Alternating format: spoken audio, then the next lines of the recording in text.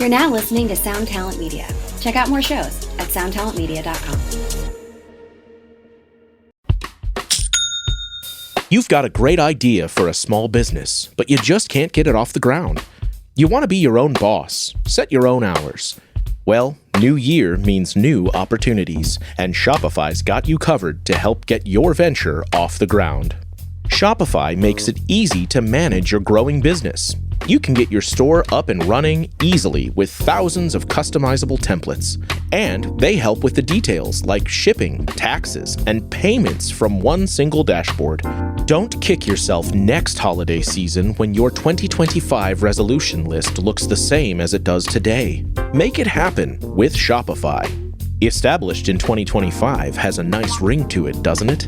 Sign up for your $1 per month trial period at shopify.com/income, all lowercase. Go to shopify.com/income to start selling with Shopify today.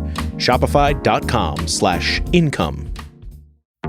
Flex your business with an American Express Business Gold Card. You'll earn 4 times membership rewards points on your top 2 eligible spending categories, like transit and electronics, each month, on up to $150K in combined purchases per year.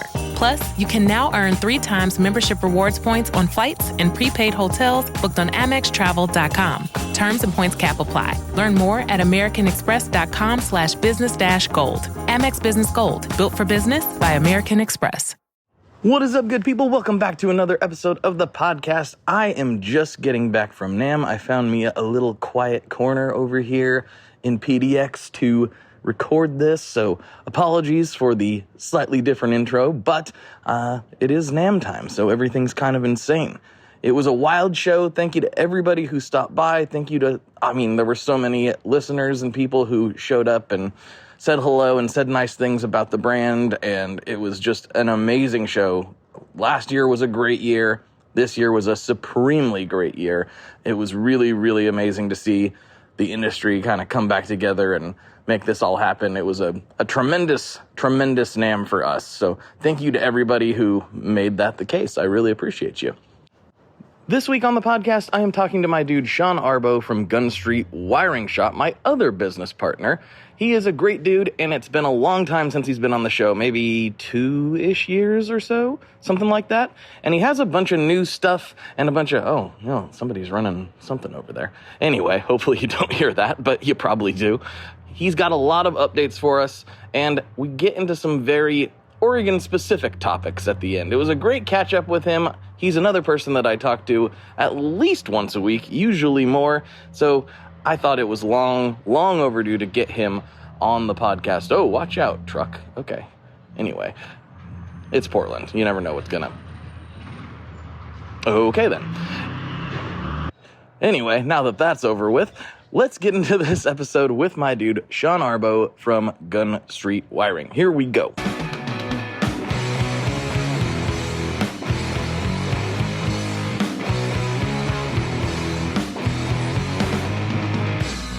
Hello, everyone. Welcome back to another episode of the Tone Mob Podcast, the show about guitar stuff, occasionally, sometimes. I'm your host, Blake Weiland, and I'm recording this before NAMM in case I die at NAMM with Mr. Sean Arbow. What's up, dude? It's been like 2 years since you've been on, which seems weird because I talk to you every week, at least. Yes, at least. At least for the same amount of time. Hour or 2 a day, maybe. Yeah. Not that quiet. Yeah, it's frequent, though. Frequent. It is very frequent. Yeah. And it's longer. A lot of times it's longer than an hour or 2. It could be 4 we did hours. a real marathon the other night. I think both of our wives were gone, so we were just like, yeah, why not? Here we Talk go. About business ideas. It's great. It was great. Yeah. Good times. Yeah. But that is part of why that actually inspired me to get you back on, because I realized it'd been so long. And also, I was like, wow, actually, we've done a lot of stuff in between now and then, and now. And I figured it would be a good time to kind of get you back on and talk about some of that and just, shoot the breeze as we always do. Of course. No, I mean, it's been just even the last 2 years have been outrageous. Like we grew so much that I finally got out of my basement. So now I have like a real professional office space, retail space, which again is huge. Just it's not that long ago. I've now lived in Portland for 5 years, and it wasn't that long ago where I was like, I don't know if this is even feasible. This is a gamble for me even doing this, but let's just try it. And now to the point of like, I have a retail space, I have a part-time employee. It's, I mean, we're doing what I did a whole year when I first moved to Portland in a quarter, which is just outrageous. And then it's also been really fun for products because of all the kind of the extra time I get or just kind of manage my time different. I get to have fun and build things that I previously haven't got to. The key one being solderless. Yeah. That was Very controversial. That was a big one. I mean, when you first brought up the concept, obviously we'd seen other attempts at it with some, which were not terrible, but they were definitely missing some things in your estimation and my estimation as well. Yeah. And so I was like, man, is the market ready for this? I think they finally are, especially if we iron out some of these kinks that have existed. Yeah. No, the funny thing is most people assume because I started out doing hand wired and I am the wiring nerd that I would be against solderless, just because the premise of the idea, there's a lot of like just negativeness towards it. But I wanted to do solderless like a decade ago. Like I would have done that initially, but if there was like a kind of like, just like with any technology, you kind of have to, it's got to build upon itself.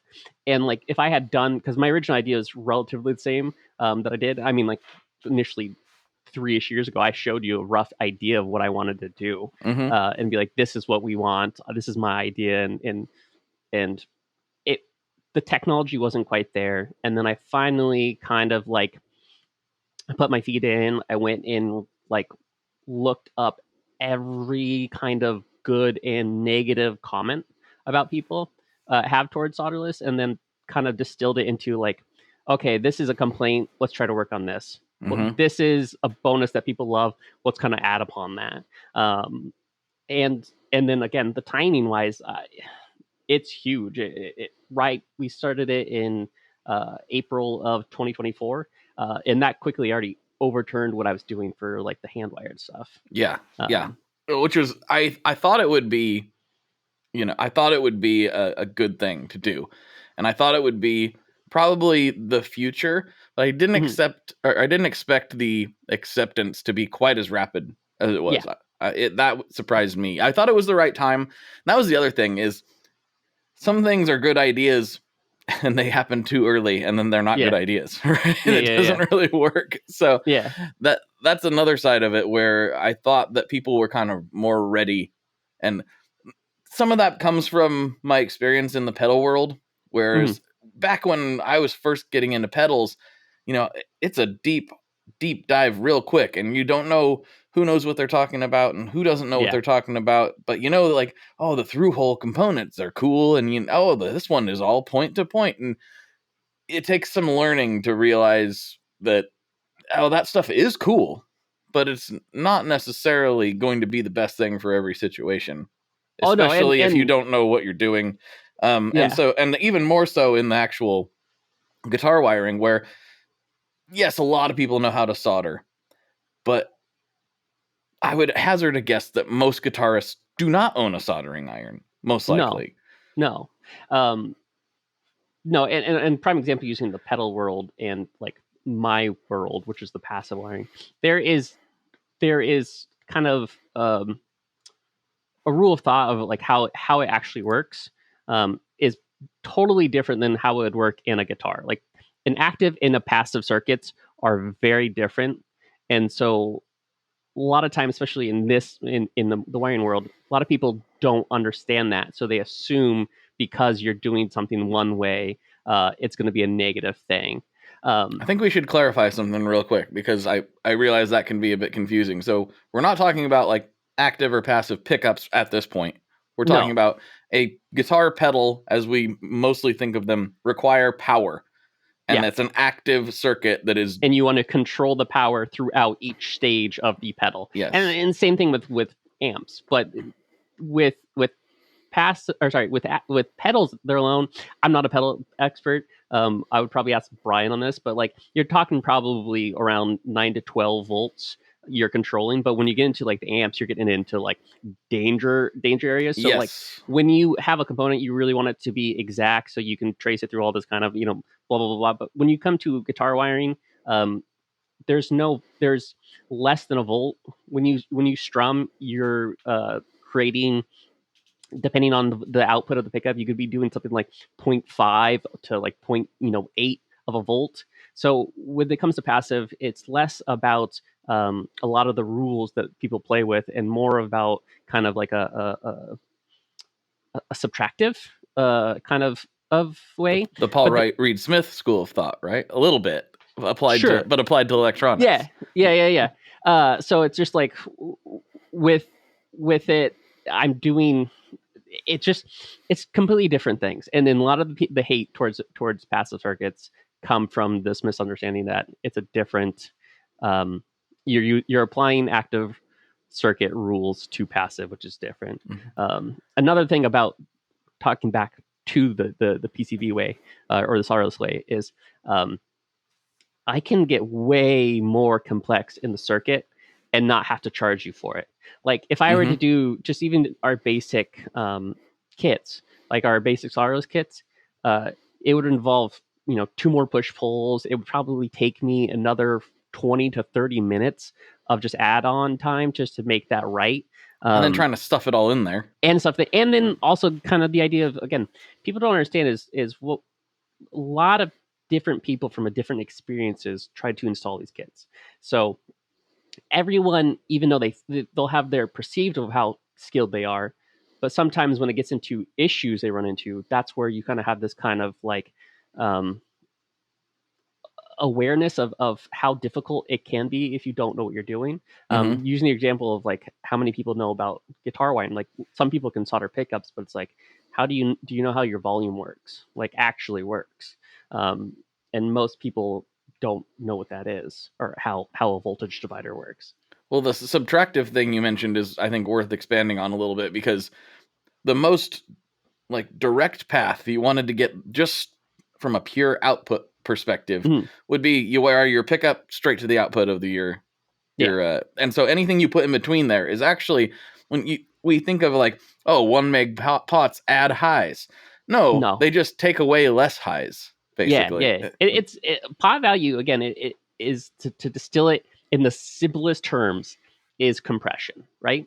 So the higher the value, 1 meg is a good example, the less compressed the signal from the pickups are going to be. The lower the value, like 50K, the more compressed.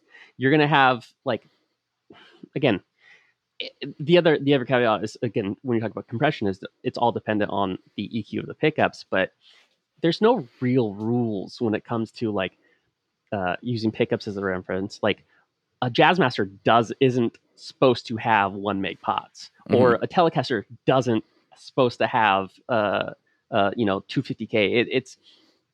It's whatever you want, whatever your tastes are. Just because Leo Fender did it one way, he was just doing it he was the first guy to do it. Or not the first guy, but he was the first one to popularize it. So I mean, 50s, that era of the first generation is kind of more just like throwing stuff at the wall and seeing what sticks. And then as it progressed, what happens, you see this throughout the industry, is kind of like the standardization, like, okay, we're not going to use like crazy different tone circuits. We know this is the most loved out of all these, style of tone circuits, to the point it was not necessarily that it's the right way. It's more of like, they kind of gained more insight of what works with the broad community. Because that's, again, is like, we can always like go, oh, my opinion is this sucks, but like, I'm like one of 1,000 people, millions of people. The goal is to appease as many people as you can. And again, using Leo Fender's example, you go through, each generation, the 50s, 60s, 70s, 80s, you see like huge differences in, like, the 70s are famed for having 1 meg pots on tellies, like single coils. And there's people who love that sound and say like, that is like the best sound ever. Or you get, people hating on it and then go, oh, that killed everything. it's just it's a weird thing where it's a really easy way to generalize because it's a hard concept to understand because it's a cause and effect that takes a lot of practice and a lot of like testing to kind of figure out. It's also kind of interesting too to think that for a lot of people, you take this little tiny component about the size of a quarter, and if you were to show it to him and be like, "This is going to ruin your whole guitar for you," for you, yeah, or this is going to make a guitar you hate into a guitar you love for you. Yeah, it's almost shocking that it would make that much of a difference, but it really can as far as how it responds. If you're not used to it, oh yeah, it really changes how it feels. Being in the industry I get both sides, right? I get the people who tell me how like amazing they love our kits and blah blah blah blah. And then I have like the people who also write me novels about how stupid I am, how bad they made their guitar sound, and before this was doing that, and because I didn't use blah blah blah blah blah blah blah, it's like I ruined it. Because it is that it's like a recipe, right? In electronics, and you have the pot value, which is huge. You have the style. Is it an audio or is it a linear? Is it the filter circuit, something that balances what their playing style is, and the pickups themselves? And then you're getting into kind of like the secondary things of like, oh, can we add like a switching circuit where you can wire the pickups in, series, out of phase, and all that kind of stuff. All these kind of things combine to make a perfect to that individual person wiring harness. But it's really hard when you're trying to be safe and get everyone to love this. But yeah, it's not. Whenever someone asks me like what's the best, I always just say it depends. Like I do the most lawyer-esque response, being like, it depends. Oh, sorry, we froze for a second, but I caught it. Thanks, technology. Yeah. Well, it's also that's what we try to do with the solderless, right? Is make it work as well as possible for as many people as possible. So it's actually worth noting that if you buy one of the hand wired kits, that's cool. If that's what you want, that is the traditional way to do it. But for the guitars that we offer solderless for, I think they're better for most people. Like you said. Oh yeah. There's more options in there. I mean, yeah, it's easier to put in. First of all, like by a wide margin, the connections are very, very secure. You're not going to go in there and durable. You're not going to go in there and just like be ripping on that all the time. They're very secure, and you get multiple options with how you want it to perform with some simple dip switches.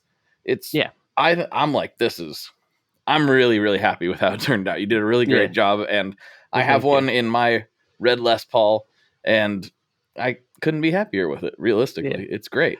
Yeah, I'm also someone who like my taste changed from like month to month. So it's like, oh, I'm really liking the highs this month, and then all of a sudden I'm like, I should probably dial it in. So like because I have all my guitars.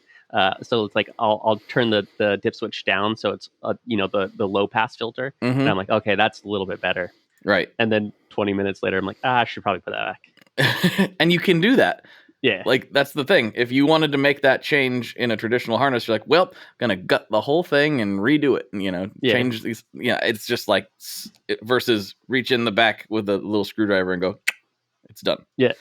So that came out. I mean. Did we have when you came on? No, I don't think the Burnsides. Maybe they had come out yet. I think they just came out. Yeah. And Burnsides are they're basically a Supro bass pickup.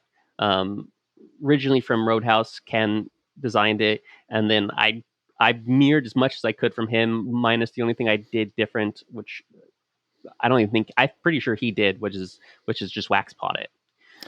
He did too. Yep. So they're Ken came over. I think we told this the last time you were on, but as a refresher, Ken from Roadhouse made some of my favorite pickups. They're in my Roni Oceana, and he reached out to me and was like, "Hey, do you know anybody that's wanting to get into making pickups?" And at the time, this was before Sean and I were officially working together, I believe, or we were starting to talk about it. And I was like, "Well, maybe I would." Well, I mean, why not? Like you don't.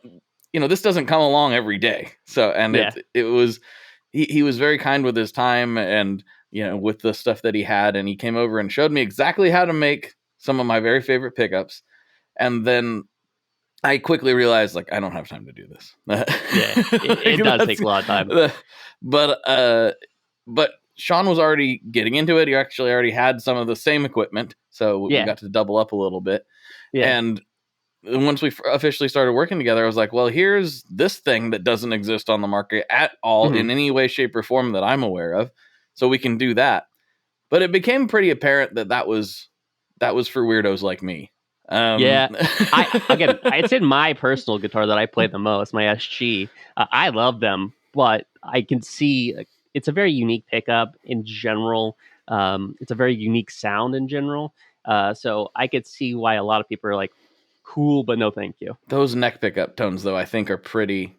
I think if anything, the neck pickup from the Burnside is probably the most universally appealing sound that they make. It's real nice. Yeah. It's very bluesy and fat. No, absolutely. Yeah. I love, so the way mine is set up is I do have it in a 500K, which is a little bit brighter. And I actually love the bridge sound, which is very, very, very high range. But it gets so jangly in like the best way possible.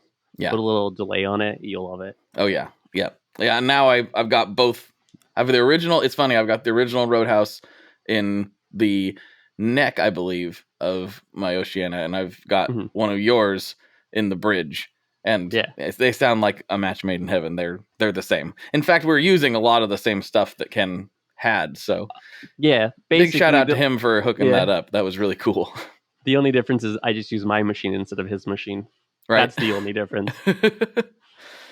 And maybe that won't even be the difference for a while. I mean, once volumes pick up, you might need both. Yeah. So exact. No, very true. But we just released last week a bunch more. So maybe we can talk about why we did that and what we have cooking here. Hi, I'm Vincent, and I'm here to talk about the Maris Mercury X. My dad's always going on and on about how cool Maris is. He really went off on one about the Mercury X the other day. He said something about a 4,800 hertz sample rate and 99 preset locations and 33 banks, and something along the lines of the most advanced reverb pedal ever devised by man? That's all true, but I only care about one thing. This pedal sounds sick. So make sure you check out the Mercury X and all the other fine products at maris.us, as well as fine retailers worldwide. All right, Dad, now can I have my Pocky?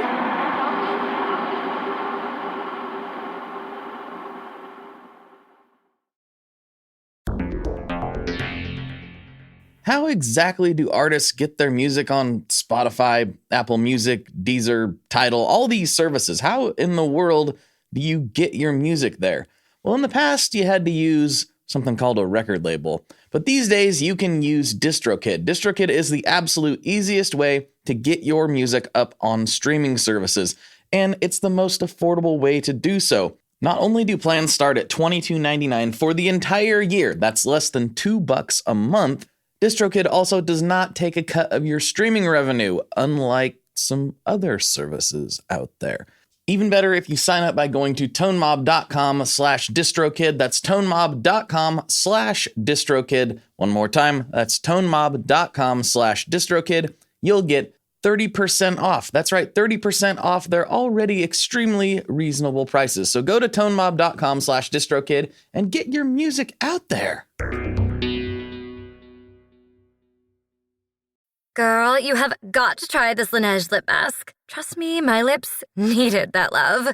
Love these vanilla vibes from Kayali. That top note is just so smooth.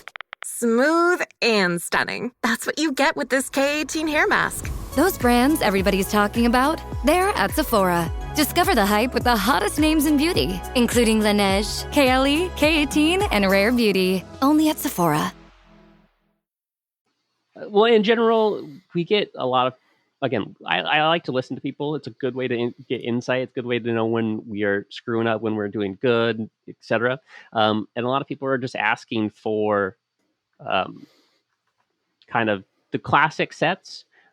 Usually it turns into 50s sets. And then when that came into the idea of it, just like it kind of triggered a research mode where it came into like, I looked it up and then I distilled like, oh, yeah, there isn't actually a real true, like getting into the 50s at least.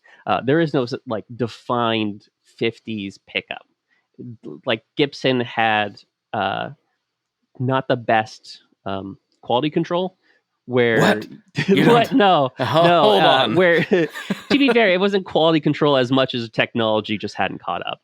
They were still winging it back then. Yeah. Oh God. Yeah. No. And yeah. So when it came down to, like, I already had like our 59 set, which was very much the same that I've been making. To take a huger step back, like about a decade. I mean, like even in the beginning, I've always kind of been interested in pickups, and making pickups. Which is why you already had a machine. Yeah, pretty much. Well, and because like when I was like a teenager, when I was just starting getting into wiring or just guitar building, what I had done is I had like a Harbor Freight drill press, and then I drilled it into a stud in the wall, and then I would go with my hand, go winding that. Oh wow! But yeah. But I got a little, I have a Hulk grip sometimes to the point where you're halfway through. And all of a sudden you just like squeeze too much and you just rip it. And I just got so frustrated making that, that like it would take me like 10 or 15 tries just to make one set. So I already had kind of some base understanding of pickups and pickup designing. But it wasn't until recently that I was like, oh, I should do that. And then it went down to the whole rabbit hole of like learning about Gibson and learning about like humbuckers throughout the era and how basically the 50s was like such an inconsistent thing. And then by the 60s, they finally started getting their together. It went from like, oh, that looks good to, oh, we should do it by a time based. And then finally to like the 70s where they have it dialed in. Like the joke I like to say is like they had their original design in like the 50s, but it took them 20 years to actually make that. Right. Right. Because so in the 50s, they were winding the pickups, but they were just kind of literally, like you said, eyeballing it. Like, that looks like about what we put on last time. Yeah. And in the 60s, they started doing it by time. And then at what point did they actually figure out, oh, we can count these rotations? I think when I was researching it was around, I want to say it was actually like late 60s. As soon as the T-top comes in, that's when they start getting into that. And T-tops are like the 60s throughout the 70s. But again, to look at the idea of sound and how they manufactured is they're really like, it's a really easy way to have snapshots because of how different each generation of them trying to figure it out gets. It's like, oh, you can really figure out, okay, this is 50s because this is like, roughly where they were. 60s is a little bit better. Like 50s is a good example. Is like it's mismatched coils, which has its own kind of characteristics of like it's not perfectly hum canceling, so you'll get kind of nuances. And then 60s again, still mismatched, but not as bad. And uniqueness. You get 70s, which is super balanced, so it's better hum canceling. And then again, going to the 80s when they're like, oh, we just finally figured this out, but everyone's buying these boutique brands who want super high output. We should probably figure that one out. And then they put more wire on there. Yeah, more wires, more magnets. Yep.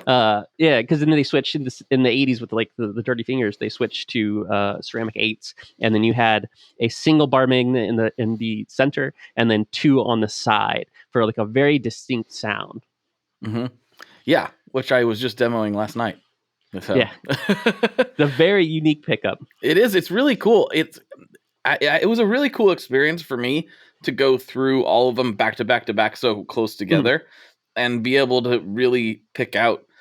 Like, I know it'd be easy for somebody to say a humbucker's a humbucker and that's it. But hearing them and feeling them and noticing the difference across the board with the exact same rig. For the demos, I used the same rig the whole time. And that was intentional because first of all, I wanted to give people an accurate snapshot.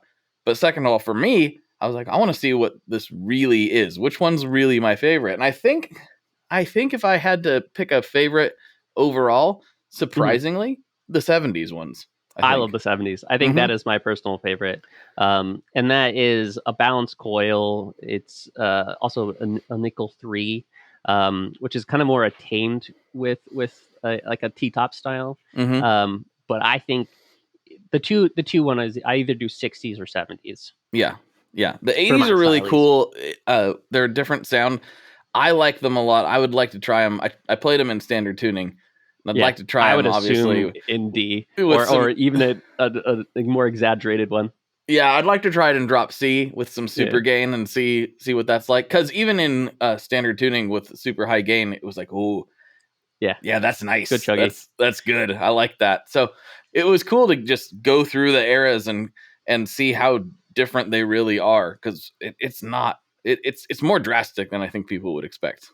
Yeah, and especially if you look at the output of them, because the outputs are relatively the same, except for when you get into the 80s where it like doubles or triples. But but like the outputs are relatively within 0.5 of each other, and even with that, all the other characteristics, the magnet, how the coilers are matched, and all that, it has such a unique characteristics that they are very distinctly different. Well, that's one thing I learned from Ken real quick that blew my mind about pickups, which was magnetic field shape completely changes the sound and feel, and that literally means moving the magnet in the assembly.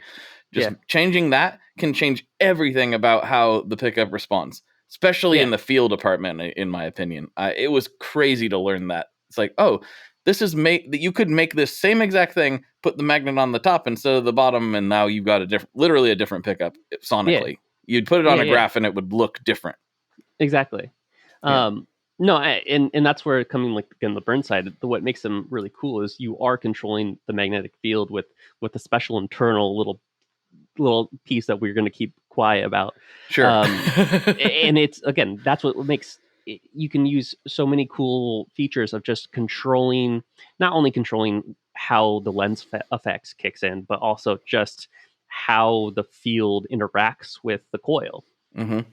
Yeah, so it was fun going back to PRS, because when he was talking about I got to do an interview with him at not the last Gear Fest, whenever it was, 2 years ago, something like that, with Ryan Burke and I, and he was talking about the magnetic field and everything, and these new pickups they made, and it wasn't a foreign language to me the way it would have been a couple years earlier. I was like, yeah, actually, I know exactly what makes you're saying. Sense now. Yeah.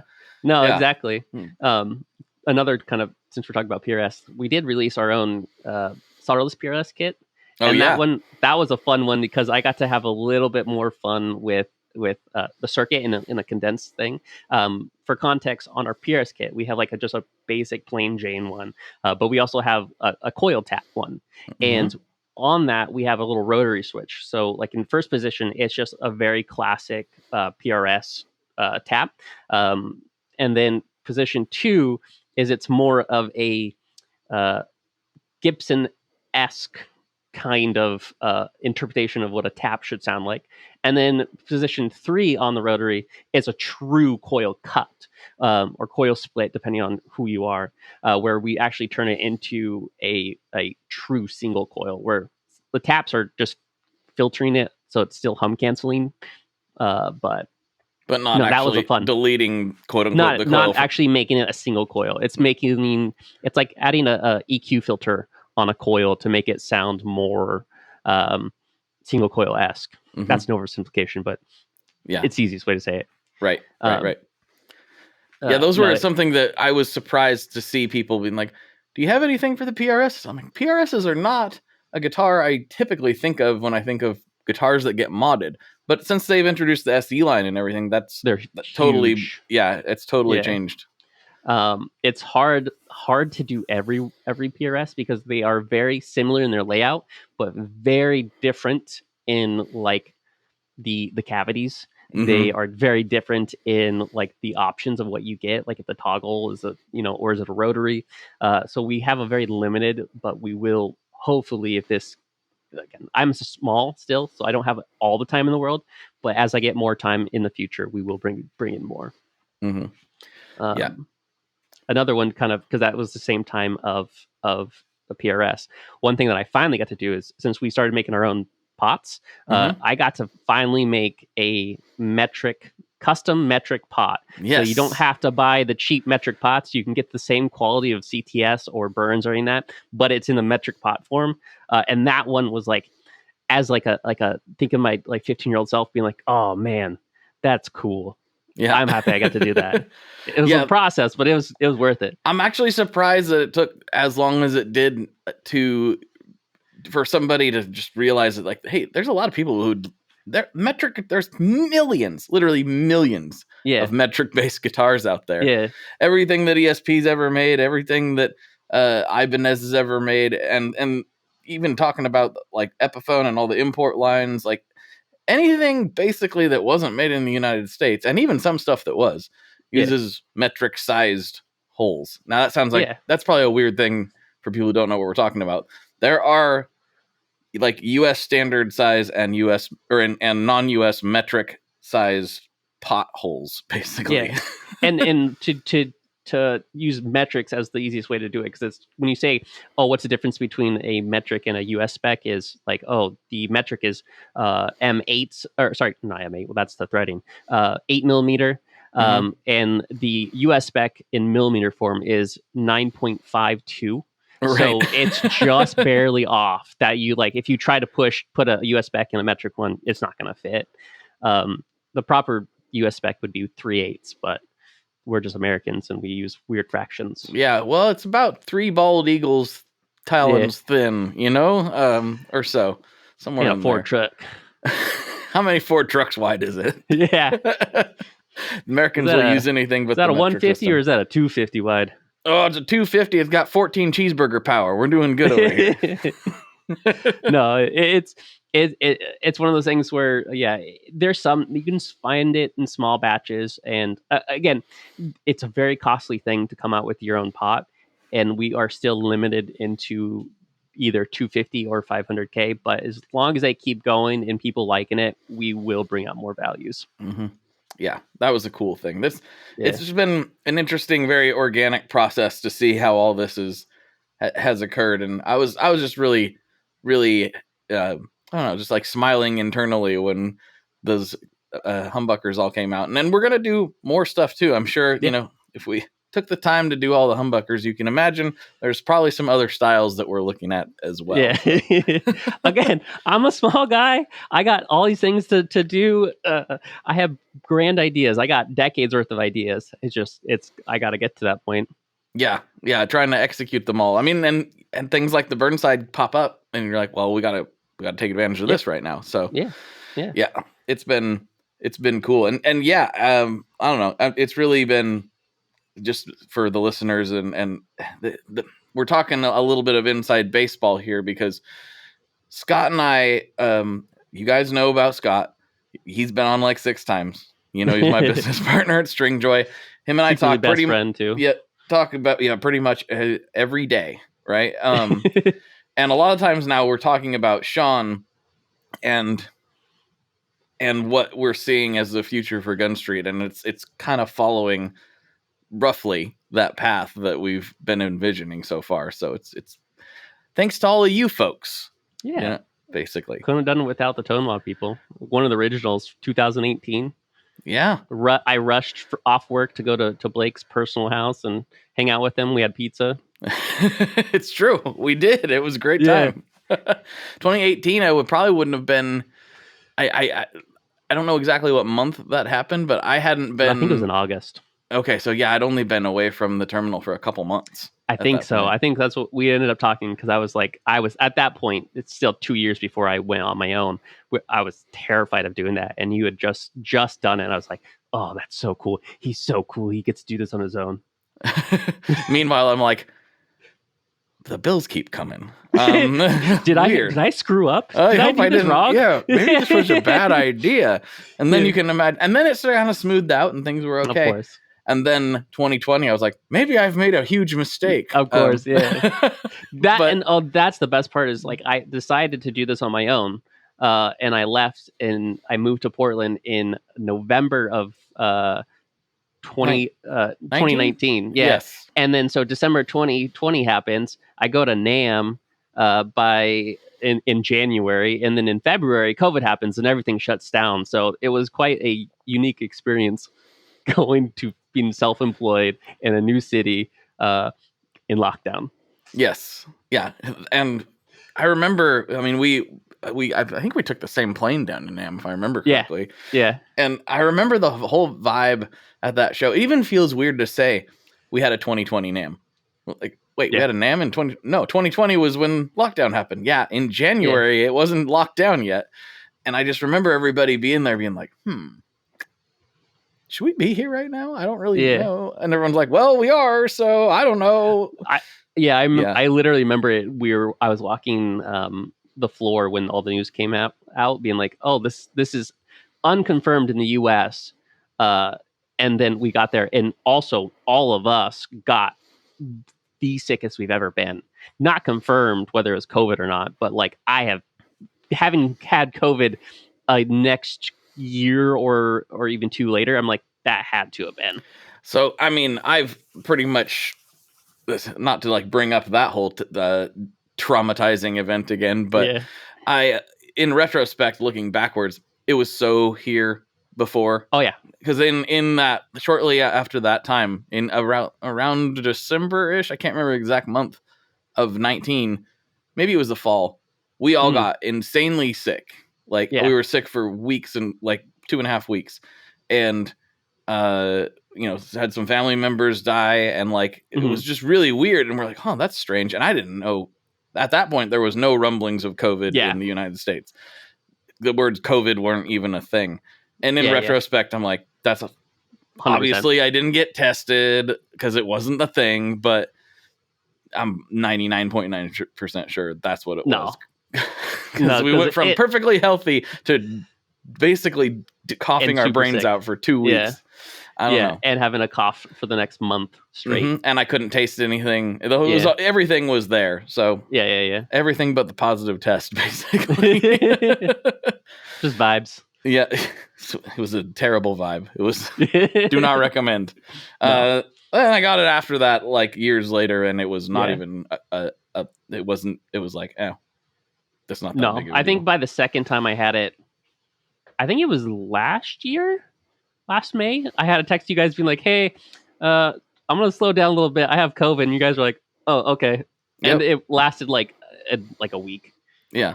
And you weren't like down though. Were no, you? No. I was like, I could do everything but go to work. Mm-hmm. That makes sense. Yeah, I can write emails, I can talk everything, but it wasn't like the first time where I didn't move from my bed for a long time. Right. I was like, I think this might be the end. Someone poisoned me. I'm gonna die. Well, I've told this story before, but I was kind of sick. I was like feeling pretty bad, and then throughout the day just got worse and worse, and to the point where I'm like, can't get off the couch. And my wife's teasing me, you got the man flu. I'm like, of course, yeah. I'm like, I don't. This is not the man flu. This is bad. This is real bad. And then she got it. She's like, I'm sorry, it's not the man flu. My wife does that to me all the time. She always talks about like, oh, you're such a baby when you get sick. You're such a baby. And then when she got COVID, oh man, she got hit so hard. And she apologized. I actually don't think I'm not trying to like be like, I'm a manly man. I don't think I am I'm definitely somebody who will just like work when I can. And like, if I'm sick, I'll power through it. But those times where I'm like, I can't. I can't. I'm like, I don't feel like I'm being a baby. You know, that's a very American thing too, I think, where it's like, come on, toughen up, Sonny. Just go ahead and go to work anyway. It's like, no, don't do that. Yeah, that is my dad. My dad was always like, I've never been sick, or I've never had a sick day in my life, even though he's like super sick and being like a super spreader. But I'm the type of person, like, I have a couple days before I'm getting sick, I can always tell that there might be something happen, because I get like super neurotic in like a hyper focused way of like, I'm pretty sure when we started doing the pickups, when we're researching the pickups, was right when I was about to get sick. So I was like, I literally read for 9 hours straight about the history of every single generation of pickup. And I was like, oh, this. And then 2 days later, I'm like, oh, I am so sick. I do not feel good. But then that's when I usually get like whiny and because of my neurodivergentness, a lot of the weird sensory stuff kicks in, and then I'm out. I can't do anything. Yeah. Calling it good. Tap out. I'm good. I'm going to be a baby. I'll acknowledge that I'm a whiny baby. It is what it is. One thing that I people have heard me talk about this a lot too, and you have, of course, but one thing about having like my coach help me with all the lifting stuff is he's helped me realize that, like, hey, you're not going to like out train your flu. Like, just like, this is not going to help you. Like, if you're getting sick or you're recovering from being sick, this might make you worse. You know, like, genuinely. And for some reason, it took me till 36 years old to figure out that, you know, if you're starting to feel pretty under the weather and you're and you're just low energy, and like, we all have those days you don't want to work out. We know what that's like. No, this is different. When you're like, I think I might be getting something. Just stop. Yeah. Go home. Yeah. just go home. And he's helped me realize, like, yeah, you really shouldn't do that when you're getting or just getting over being sick. I was like, really shouldn't have taken a professional to tell me that, but no. I get the other side of that, where my wife's technically going through nursing school, so she will give me a zillion facts why it's dumb to not rest, and it's always like the weird of like, this is what happens, and this happens. So I'm just like, okay, I'm just gonna drink fluids, I'm gonna eat as much as I can, and I'm just gonna go lay down. That's what you got to do. Yeah. It's look at us saving people out here, saving people from themselves. Look at us go. Don't use me as a reference. I can barely save myself. I'm a workaholic that doesn't know when to stop. Yeah, it was like 9 o'clock and you were still at the shop when we were talking. I got stuff to do. I don't know. There's always a million and one things I can do. And to be fair, I have my moments where I'm like, this sucks. I don't know why I'm doing this, in the sense of like, I'm just like stressed out and burnt out. But I really do enjoy, I really do enjoy owning and operating a business, because there's so many fun. I'm like a builder. I'd like to build things, and there's endless projects you got to build and, you know, refine and keep going. So it's really easy for me to get distracted. And then all of a sudden it's like, oh, I worked 12 hours every day since Monday. It happened. Oh, yeah. all the time. I mean, like I said, last night I wasn't planning on doing that 80s demo. I'd just gotten done with my mom's birthday, and it was like 10:30, and I was just like, I'm just gonna go out here and play with this pedal and kind of just I want to play with it. I'm excited to play with it. I'm not gonna work though. Like, I'm not. I'm just gonna nerd out for a minute. And then I realized I'm feeling like playing guitar right now. And if I'm feeling like playing guitar, I'm probably going to play a little bit better. And I'm probably going to be done. I probably can play like something more serious a little faster. I have the whole rig set up. Okay, all right, I guess we're working. Turn on the cameras. Like, I guess. And then I thought to myself, you're being dumb. Like, you would have, to be able to say that is work for you now. I mean, you back in the day would have been jumping for joy at the fact that is a piece of what you do now. So I got in a good mood about work real fast last night. I was like, yeah, let's go. And I ended up making like 3 videos. Yeah. That's the hard part, is like,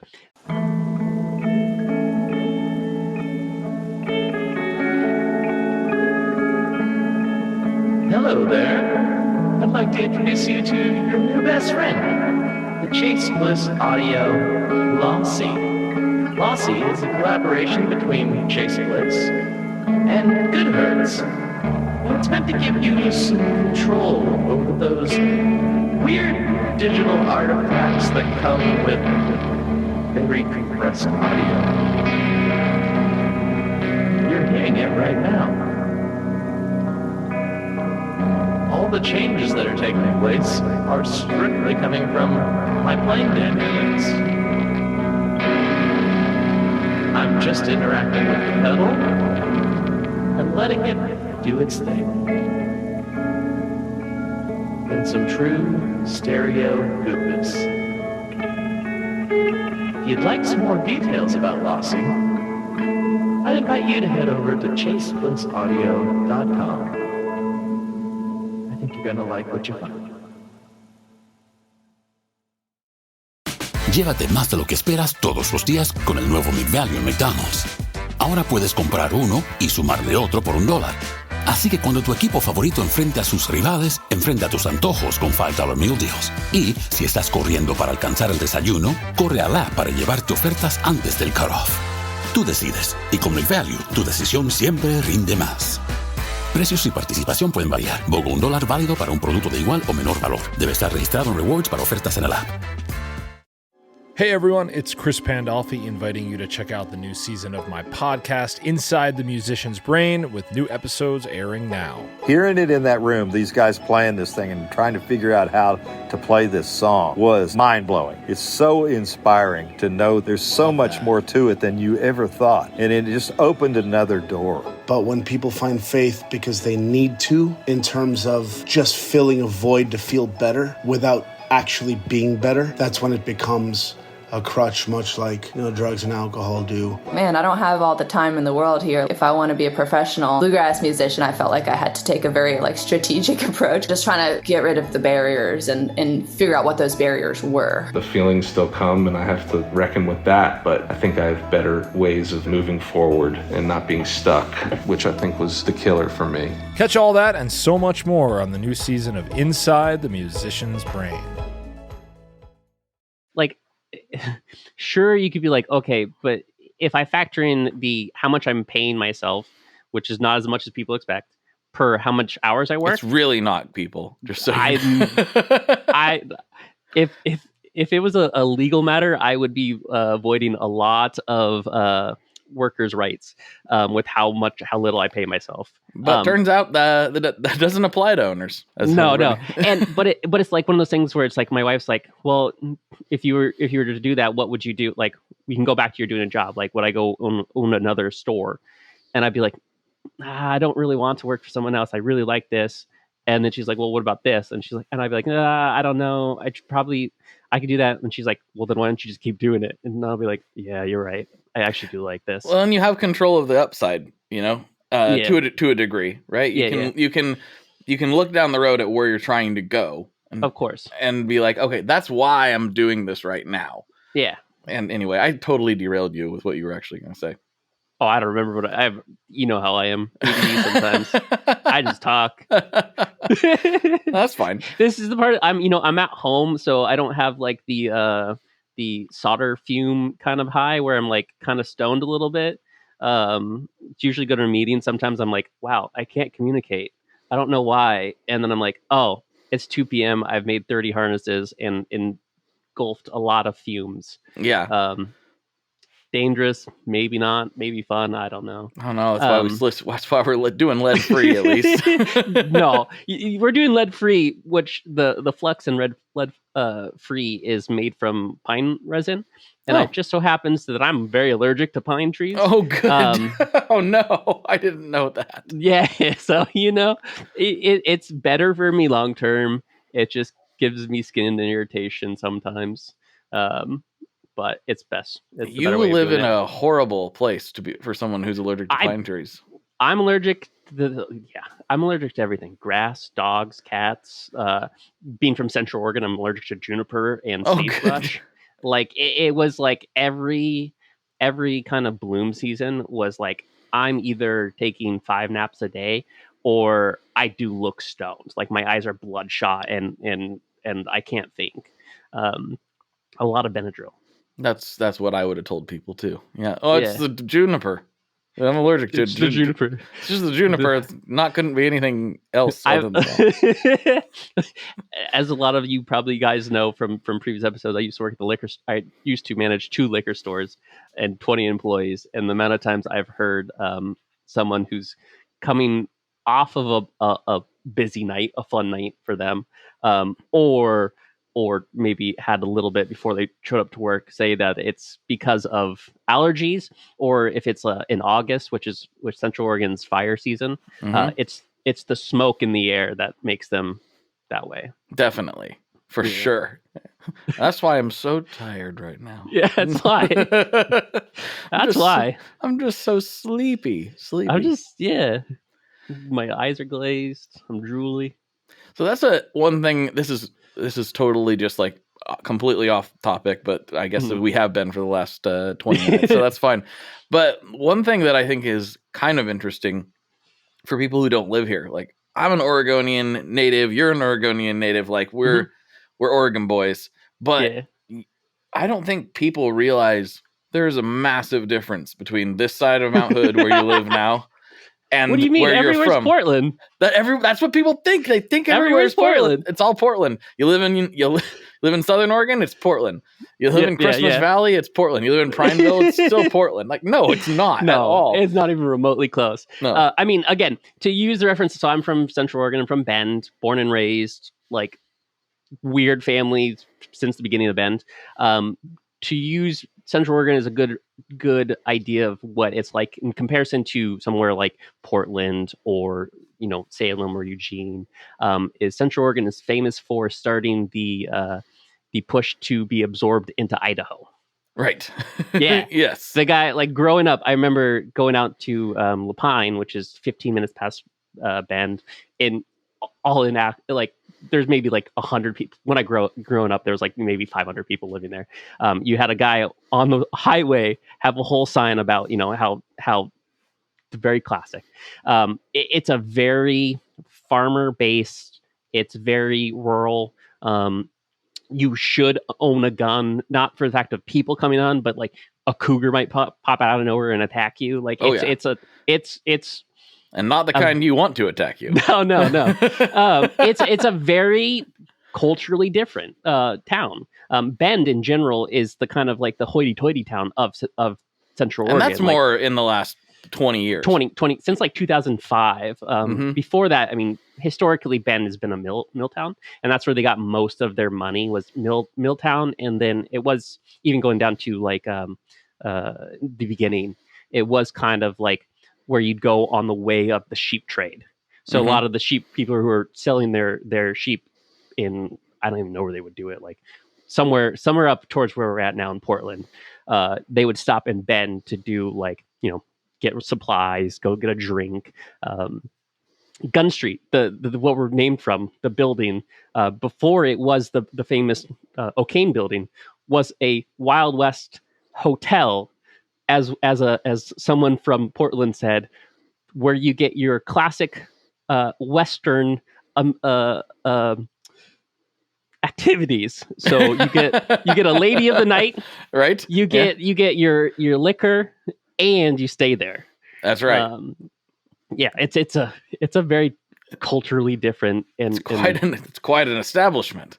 Yeah, no, and the Arbows were in elbow deep, and technically the Cashmans, no, it's Bend is such an interesting town because if you're in Oregon, most people know Bend, and they know Bend because of Mount Bachelor for skiing, or just I think it started to pop outside of the state, though. I think a lot of people know Bend now. The tourism board has done very well at marketing the activities you can do, as well as a lot of people know it for the outrageous prices of the houses. Oh man. Woo. Yeah. Yes. Yeah. Like I bought my house in 2012 for $100,000, which is nothing. And then at the height of the craze, this is not what I sold it for, but it's like a very basic destroyed house of that era. At the height of at the market, it was worth $700,000 within 10 years, which is crazy. And it's a very just regular house. It's not. It's one of those like you wouldn't want to spend $700,000 on. No. Like it was like poorly built in the 80s, poorly maintained, and like it's that's how most of the housing is. Growing up, west side of Bend, which is like the fancy like hipster, like not hipster. The joke is like if you are a white guy with dreads, you live on the west side. That's because it's like next to the bars, next to the restaurant. You've got so many places. Like back when I grew up, the houses were like nothing. Like they were worth again hundreds of $1,000s. And now those are like $1 million houses, and they were just basic mill houses where like from like an architecture thing, like compared to like Portland, it's not like a very good house. Well, they were made to house mill workers. They just threw them up as quick as they could, and pretty much, yeah. Or just a Sears house, which again, it would have cost extra to ship it that extra distance to Central Oregon. Yeah, no, it's for people who don't know, Sears used to sell kit houses back in the day.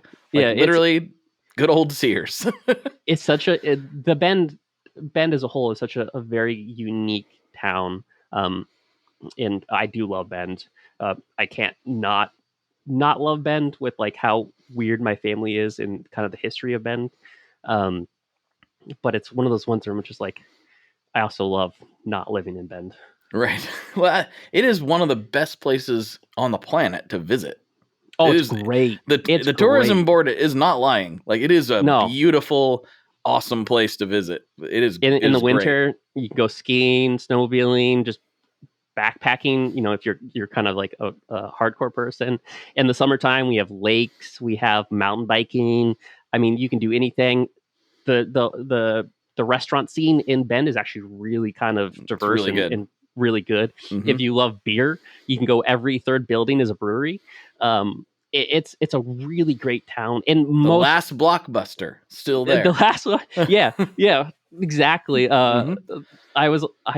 Weird fact of in like 1993 when they were about to switch from I can't remember what it was. It was a video store, the same thing, but Blockbuster bought the chain.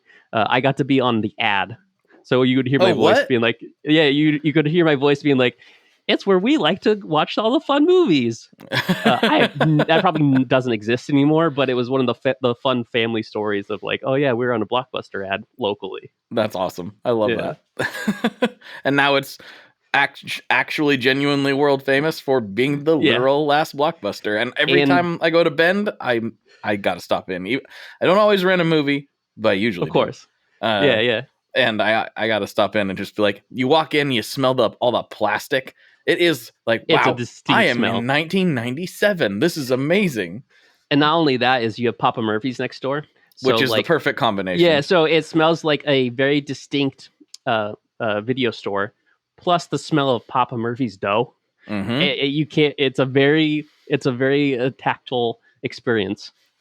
Papa Murphy's. As you know, I've grown up and I've turned into a kind of a bougie pizza person. I like pizza. I like fancy pizza.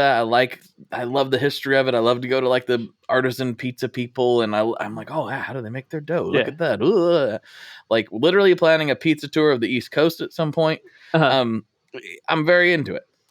I love Papa Murphy's still. I love Papa Murphy's. It tastes just like my childhood. It's not really changed all that much. And a Papa Murphy's cooking, it's cheap.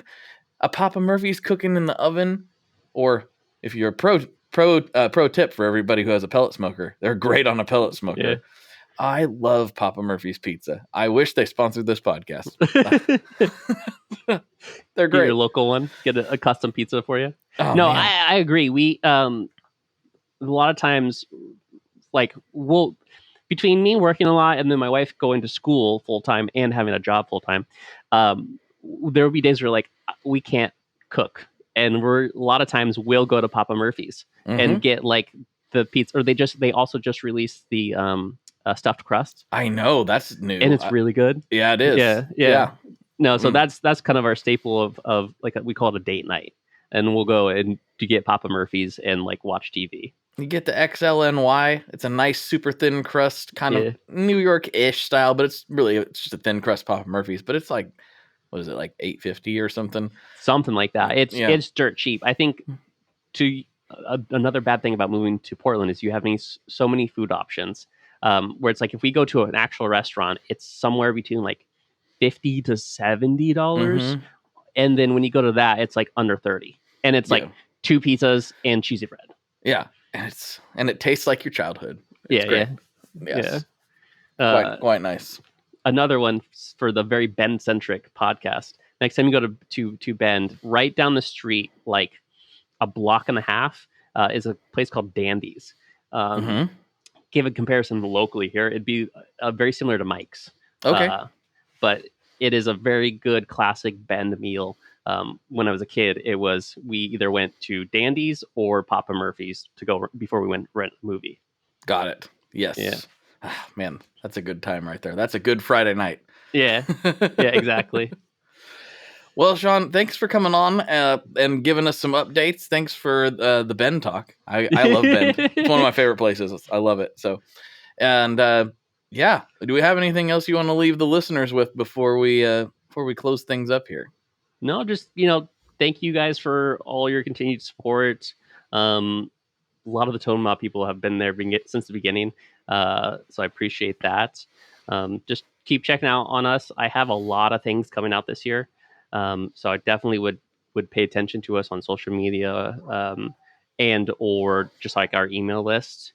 But yeah, just thank you for all of it. Very good. Very good. Well, I'm not going to ask you about your pizza or about boss pedals because we've already done that a bunch of times. So done pizza, don't know pedals. Yeah.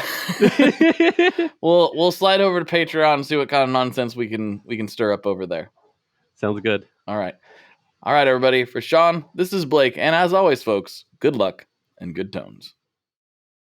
All right, folks, I hope you enjoyed that episode. Thank you so much. Please head over to YouTube and subscribe to the channel. And if you want to watch me flop around while I do this podcast, that is the place to do that. Thank you to all the new listeners that are coming from YouTube. It really means a lot to see the podcast growing and all the support. It means a lot. Check out all the Gunstreet stuff at gunstreet.co. The links for that are in the show notes or the description or wherever you're listening or watching or whatever, however you engage with this show, check it out there. And I've teased it before, but there is some new stuff coming your way, a new show coming your way that I'm really, really excited about. So please stay tuned to all things Tone Mob, all things String Joy, and all things Gunstreet. Thank you so much for everything. I will talk to you on the internet very soon.